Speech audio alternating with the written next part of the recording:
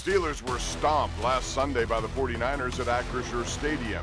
After an extra day of preparation, the team returns to the North Shore for a primetime AFC North matchup with the Cleveland Browns. We have the latest heading into Monday Night Football coming up next. You are watching Steelers Kickoff live right here on KDKA TV.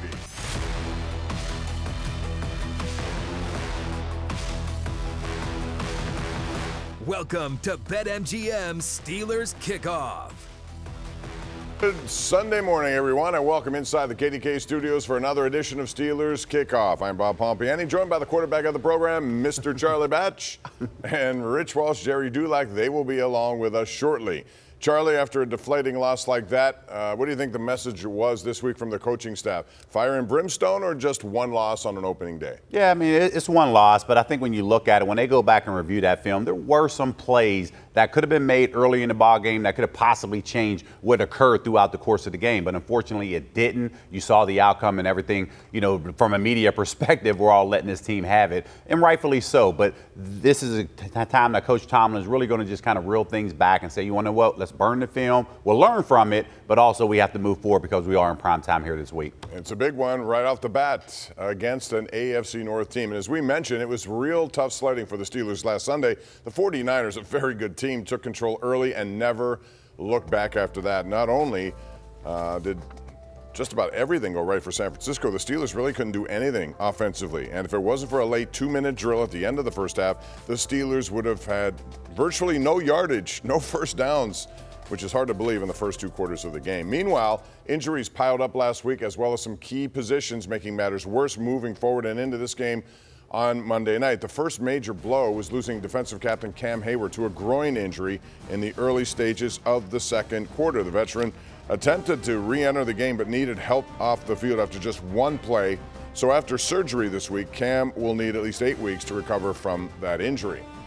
Then came the injury to Deontay Johnson, the star wideout here, who made one of the biggest plays of the afternoon before falling to the ground with a hamstring injury. You knew it was that when you saw it. He's definitely out tomorrow and is expected to miss a few weeks with an injury that is known to linger in some players. So, Charlie, who do you expect to step up to replace these two on either side of the ball? Yeah, you would expect that to be George Pickens, but then all of a sudden it was a surprise injury report yesterday that he popped up on. So you're not really sure how that's going to unfold. They'll keep the light on and waiting for him as it relates to what happens tomorrow. But if that's not the case, Allen Robinson, Calvin Austin, you're going to see Gunnar Olszewski, and then possibly Miles Boykin. So this is something that we're really going to pay attention leading all the way up until game time. And Cleveland also had one of these practice injuries to Amari Cooper. We'll see how that impacts their game tomorrow. Well, for the team's reaction following the loss, we sent it across studio to Rich Walsh, who was in the locker room all week long talking to players. Rich? All right, guys. Well, that's right, Bob. Unfortunately, it was a familiar scene over on the south side this week. You know, a lot of the guys, same situation, same thing going on. They're still trying to find an identity in a tough AFC, especially on offense. But despite the week 1 setback, the team is by no means hanging in their heads and are ready to move on.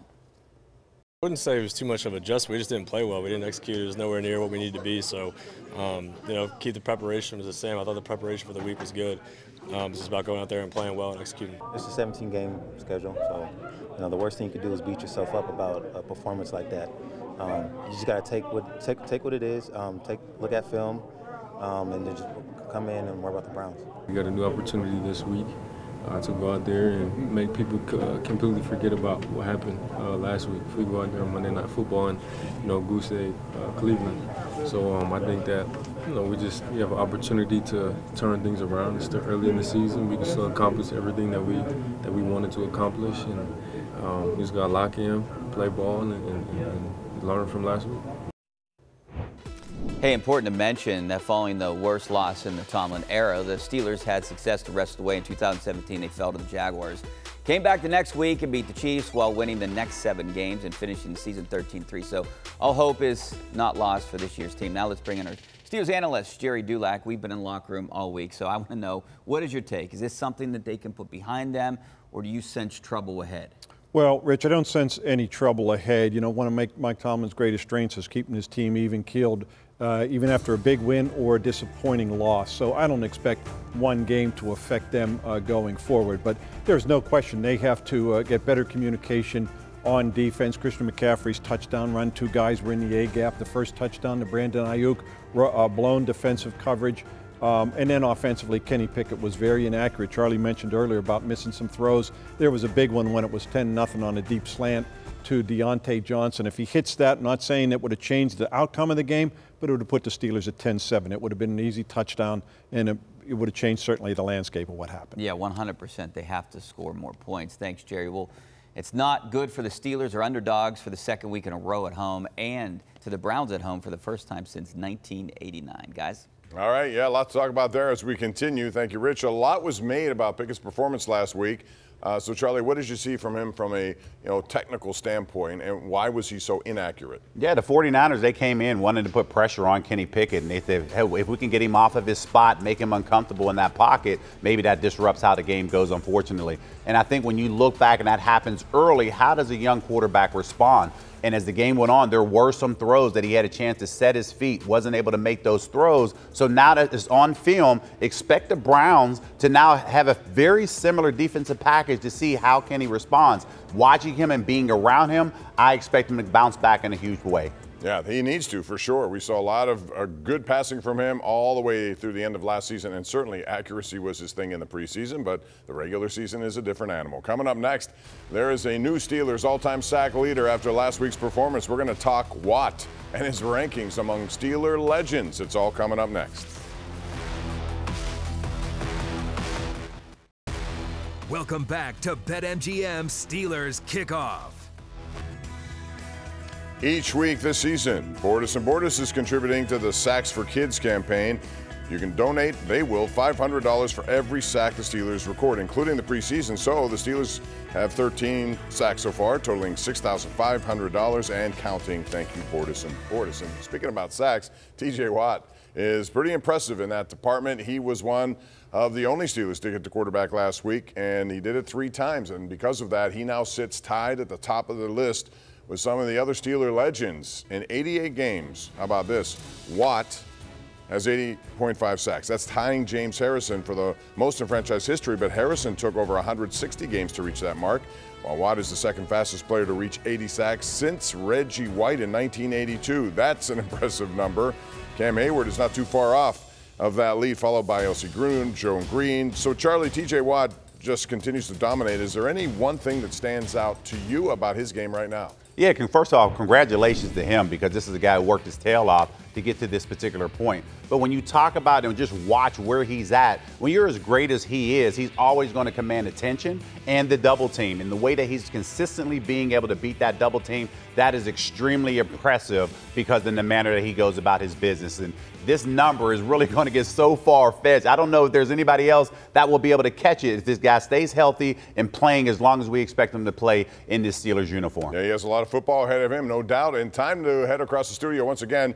Rich Walsh standing by with Gerry Dulac. And since we're talking about top defenders in franchise history, and the Steelers have a lot of them, who do you think is the greatest of all time? That's a really good question. I think we have a couple names that we could debate. So, Jerry, you go first. Oh, thanks, Rich. You know, it's hard to look past the Steeler Hall of Famers, defenders.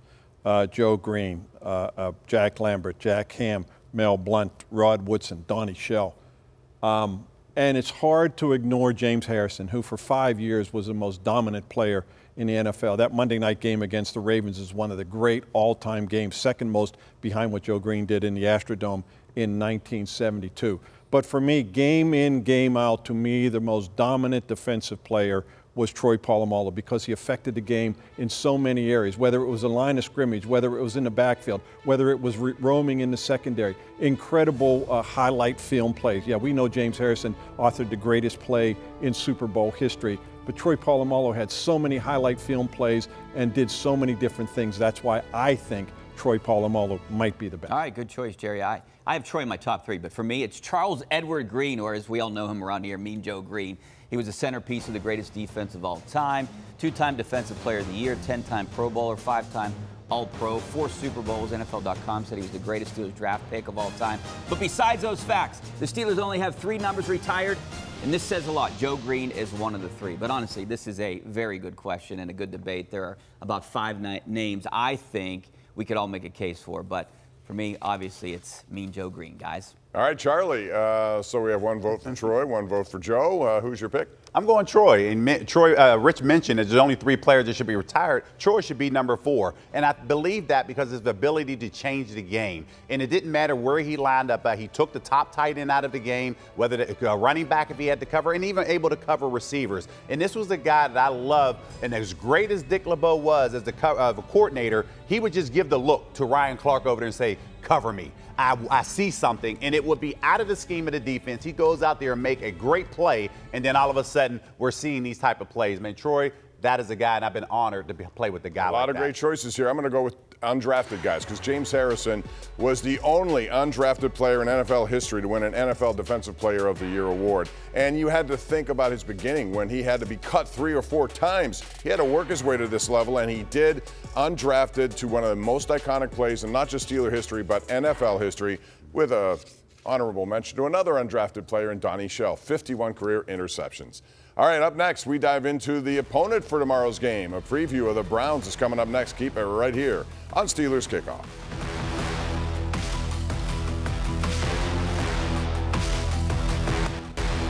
BetMGM Steelers Kickoff is presented in part by your Western PA Chevy dealers.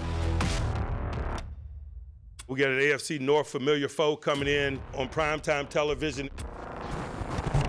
We're familiar with them. They're familiar with us. It's going to be AFC North football. Here's a big rush. Down he goes. Oh, my goodness. Intercepted. He's locked. Who's coming out alive? Bounces it for the goal line. Touchdown, Pickett to Pickett. Oh, great googly moogly. Ah, great catch. Wow. You have to be here to see this one. They hit him at second. I couldn't believe it. We the best. But we got to go out there and prove it. We want to show up big on big stages in our business, and the stages get no bigger than Monday night.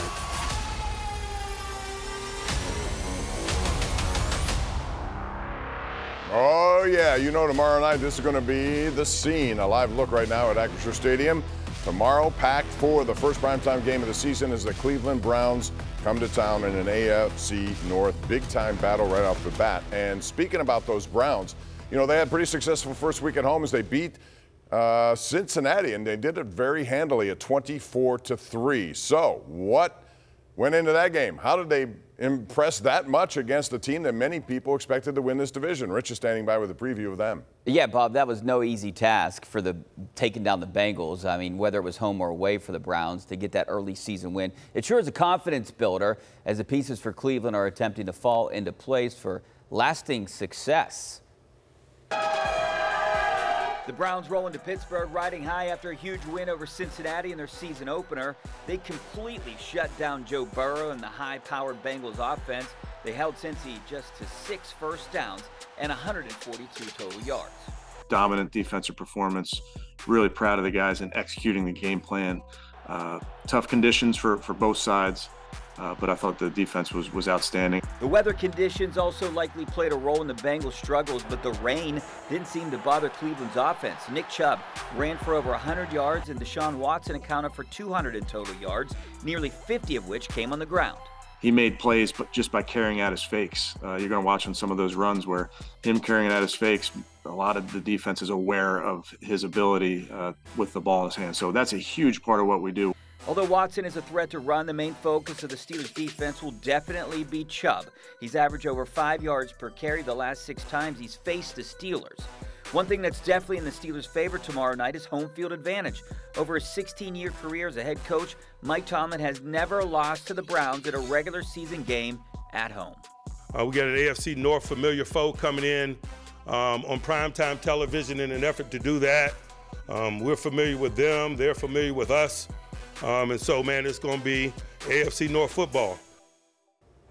Well, the Steelers have some history on their side in terms of Monday Night Football. In the Tomlin era, the Steelers are 19-4 in primetime, including 3-0 in the last few years. Pittsburgh is 55-31 and 1 all time. So numbers don't lie. Monday nights have treated the Steelers well, and the Browns could be without their best receiver. Amari Cooper hurt his groin this week, as Charlie mentioned, is officially listed as questionable. That could be a huge loss for the Browns. All right, thanks, Rich. So, Charlie, we got a very good look at Nick Chubb in the series over the years.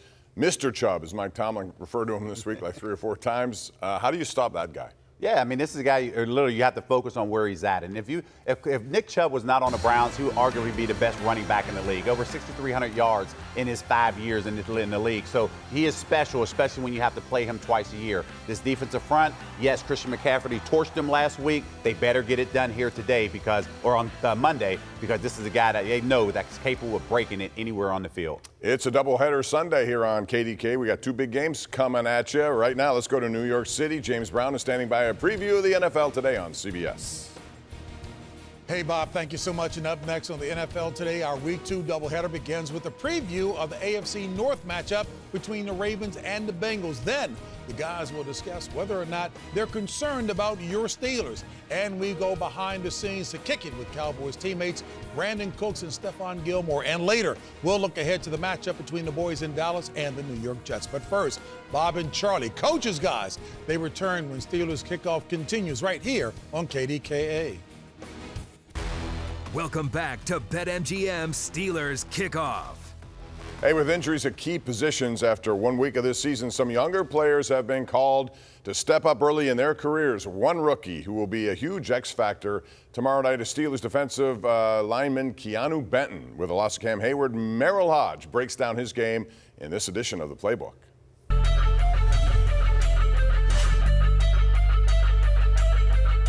Hi everyone, welcome into the Factor Back Studios for the AccuSure Playbook. Now I know week 1 is not what we expected, but there were a lot of positive things that came out of week 1. Some golden nuggets, if you will, and I want to show you one of those golden nuggets, Keanu Benton. All right, we're not going to go much further than right here. I want you to watch number 95. Snap of the ball, this is big time. I mean, the power and the swim of that guard to get into the backfield is absolutely incredible. You'll see it better from the end zone angle. Got a great job fighting across, helping make the tackle. From the end zone is when you really appreciate how disruptive he was during the entire game. Right here. We're not going to go much further than here. Watch how this guard's going to try to block him. Watch how quickly he swats him away. I mean, that's big time. And already got his head looking back into the backfield. He's going to fight through here and be a part of the tackle. I mean, this is disruption. This is the kind of play that you got to have from your defensive lineman. It was incredible. This right here may be one of the most impressive plays I saw the entire game. Watch this. Sideline fights through 2 guys and absolutely finishes the runner. Our eyes are not going to go much further than right here. Watch this. Snap of the ball. What a great job of fighting the double team. I just want to show you this. I think he gets control right here. So this guy can't get off. And he splits him. So he's actually in control right here, and he does a great job with his body of reposition with his hands and his body so that he can get back here to the ball carrier. He did it the entire game, and it could not come at a more important time. With Cam Hayward going to be out for several weeks, he is going to be big time for the rest of the season, but most importantly, on the Monday night game against the Cleveland Browns that love to run the football. All right, Merrill, thanks very much. Charlie, he's a second-round pick. They expect big things. And that's why in the breakdown, you saw exactly what Merrill did right there. They expect big things, and I wouldn't surprise me if he had a big game here today. Well, we'll see what that defense can do without Cam Hayward, without a healthy Larry Ogunjobi. Coming up, we got predictions. Don't go away. We continue right here on KDKA. BetMGM Steelers Kickoff is presented in part by your Western PA Chevy dealers. Adam Schefter reporting Amari Cooper unlikely to play tomorrow night. So, Jerry, let's get into the picks. What do you think tomorrow night? Jerry, this is a tough one, isn't it? Yeah, you know, Rich, I don't think it's a good matchup for the Steelers. No Cam Hayward against a team that runs the ball. Maybe more importantly is no Deontay Johnson against a team, the one guy who could get open against a team that shut down those 2 Bengal receivers last week. I like the Browns in this game, 17-16. Yeah, I hate to parrot what you say here, but I'm kind of on board with what you said. No Cam Hayward, no Deontay Johnson. It's going to be tough to stop the run. And I'm looking at history here with the Steelers offense. I was fooled the first week. I'm not going to be fooled the second week. They can't score points. Browns 23-13. Charlie. Tough game to watch last week. This is going to be a very tough one to watch here, but the Steelers do squeak it out 21-20. And I happen to think it's a bounce-back week, and they have to win. This is a home game. If they don't, I'd be surprised, quite frankly, because they can't afford to go 0-2, especially with one of these games against Cleveland, who has 3 straight division games to start. All right, so we split there. We'll find out what goes on tomorrow. We'll have you covered on KDKA all tomorrow, and we got a busy day today. How about this? Ravens-Bengals. That's the first game you're going to see. Then Jets-Cowboys. Jets without Aaron Rodgers, and now Zach Wilson takes over. Cowboys impressive in their first game. Tonight we have the Ireland Contracting Nightly Sports Call coming at you at 10:35, and then it's the #1 Cochran Sports Showdown. That's late tonight after the late news. That's going to do it. Have a good football Sunday. Even without the Steelers, big day tomorrow. We'll have you covered right here on KDKA. For Jerry, Rich, and Charlie, I'm Bob Pompeani. Have a great Sunday afternoon.